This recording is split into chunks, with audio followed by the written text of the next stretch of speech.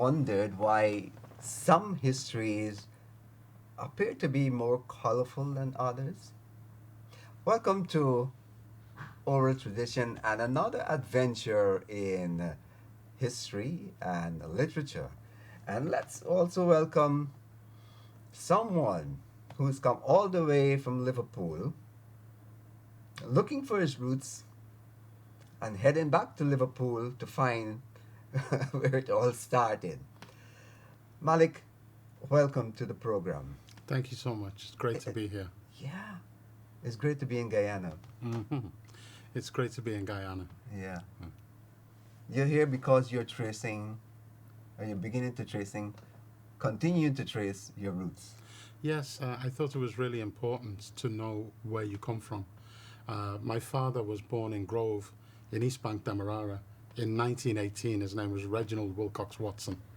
And my grandmother was indigenous Amerindian named Olivia July. She was living in Meadowbank until she passed away. And my grandfather was George Edward Watson. They used to call him Teacher Watson. And he was from Rosignol in Berbice. So I have a cultural, racial Guyanese mix of Amerindian, Black African, and Scottish, which is where the Watson name came from. Mm-hmm. And I think really growing up in the UK, my father migrated there in 1936 when he was 18 years old, and he never came back to Guyana. And when we grew up in the UK, my father always told us, you're Guyanese. But we needed to really find a way to reassert our cultural identity. And when you grow up in the West, it's really hard to do that because you're always made to feel like you don't belong there, like you belong somewhere else. So I wrote a poem about it, which I call Black and Tan. What would you call me if I told you what I am? A human man of black and tan. Black is my heritage, African line. Tan is my skin colour, starved of sunshine. Starved in a world where the sun rarely shines. Robbed is my heritage, tanned is my hide. Tanned is my hide every time I rise up and question the thieves that my heritage took. Starved of a future, a world without war. Starved of a chance to make good by the law. What would you call me if I said to you that you were responsible for all that I do? If I did a murder or drugs or made war, would you give me medals my country adore? Would you give me power to kill and to steal? Would you let me make laws to guard such ideals?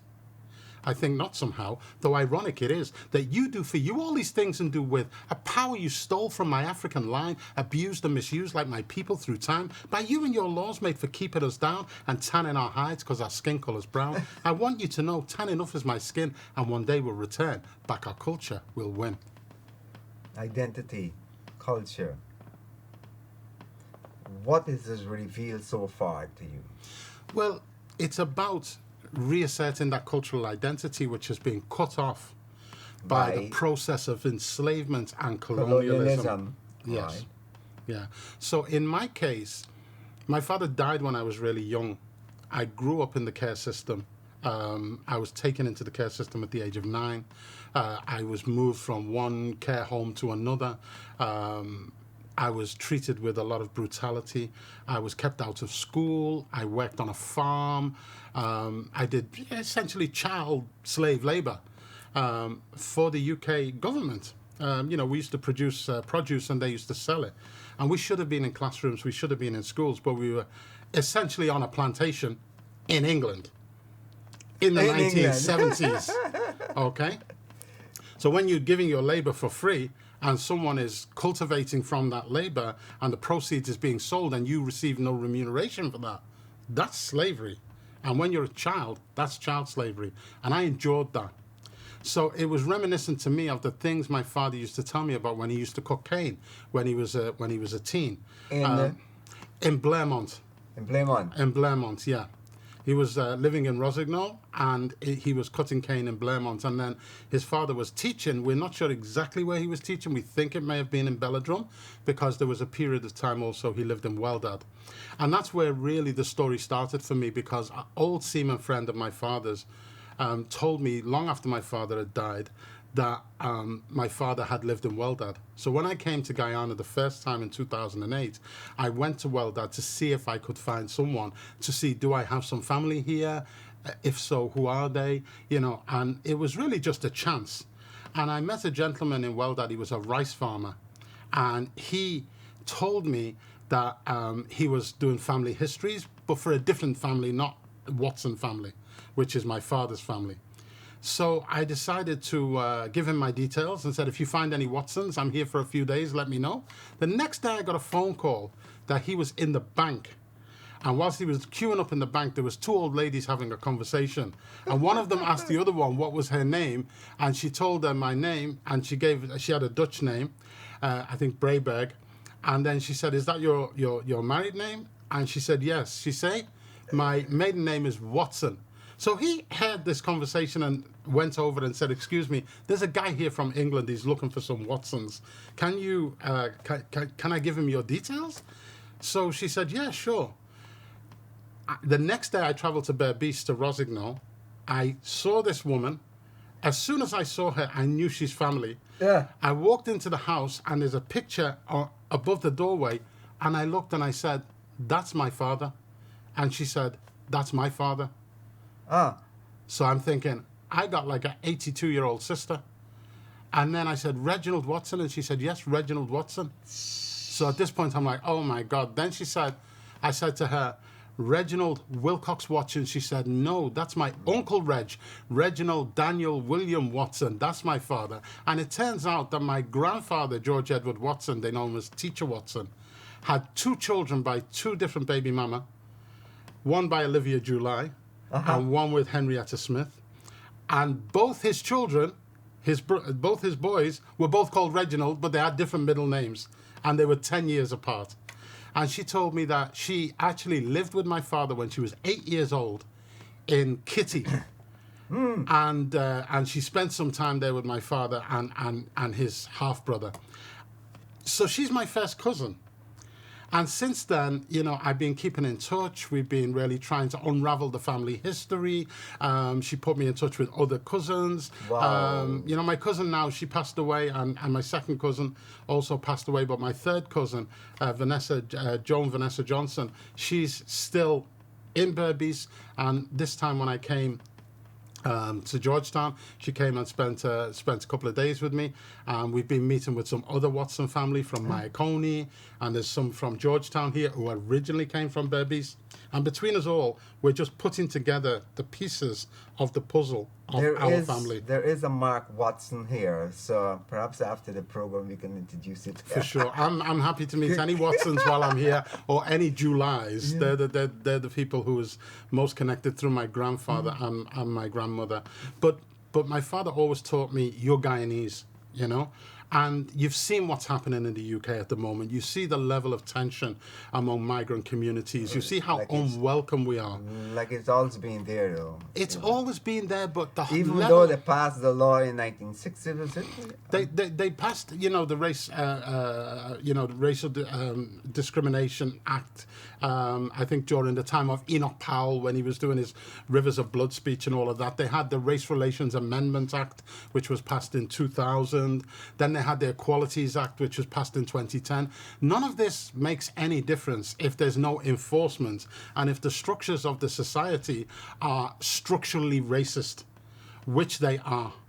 And the consequence of that level of structural racism, as we have seen manifest in these riots, means that people who have a different skin color, who are visibly, you know, not white English, will always be in a situation where they're living in a state of apprehension and tension. Definitely, yeah. So for many of us in the diaspora, we know we have Guyanese roots. And for a lot of us, we just want to come home. You know, great. We want to come home. And that's why I'm here, to see if I can reestablish my cultural identity. Like I wrote in that poem, 20-something years ago I wrote that poem. But that has been burning within me for really the whole of my life. And it's about knowing where home is. And funny, I was in a taxi here, and when the guy heard my accent, he said, "You're not from Guyana, but you look Guyanese." You know? And it's nice to just walk down the street and feel like you look like the other people in the street, so you don't feel like an other, you know? You had a difficult childhood. really difficult childhood. Mm. What influenced you to move out of that situation? The pathway that I was on in childhood was a pathway of poverty. And the reason for that is my father, when he arrived in 1936, encountered a society where they would put signs in the window: no blacks, no dogs, Irish, no dogs. You know? Yeah. So all the black seamen, like my father, like they bought their own houses and created their own clubs because they weren't allowed into the white clubs. There was a colour bar in England. So they created their own communities. And the council, the city council, used to have a policy of ghettoization. When the migrants come in, you put them all together in a ghetto where you can teach them how to behave like us, kind of thing. And then when you're assimilating them, if you like, in this ghetto, the structures there. it's called what they call structural assimilation, is where you use the structures of the host society, in this case the city council housing policy, and you would then say the government needs your land to build this or put a road or build a sports centre, as was the case with us. They just took my father's house, they gave him £69, and they forced him to live on a white council estate with 100,000 white families and 4 black families, you know. So we grew up in an environment that was totally hostile to us. And we're talking about, they had gollywogs on the jam jars. You know, the story of Little Black Sambo in the Jungle was being played in the school assemblies. You know, we were being treated with constant hostility. And that was the beginnings of our existence. And when my father became ill, he had a stroke, he became a quadriplegic, the social services came to my mother and said, oh, give us those black children and go and find yourself a nice white man and have a proper family, because my mother's white. So, you know, she fought them off for a couple of years, and in the end, they took me, you know, and my brother a few years later. And once we were in that care system, like, our parents had no rights to us at all. And then at that point, you know, you were almost like a ward of the state. So I wrote about that experience in my first book, which was published by HarperCollins in 2021. It's called Letters to Gil. And the reason it's called Letters to Gil is because at the age of 18, when I came out of that system, I was dumped on the streets, homeless. I ended up in a hostel for homeless black youths in Toxteth in Liverpool. And I was 18 years old. I was semi-literate. You know, I'd been working on this farm for all these years, at least 4.5 years working on a farm, not in school. So I had no formal education. I didn't have qualifications. I could barely read and write. I was traumatized by my experience.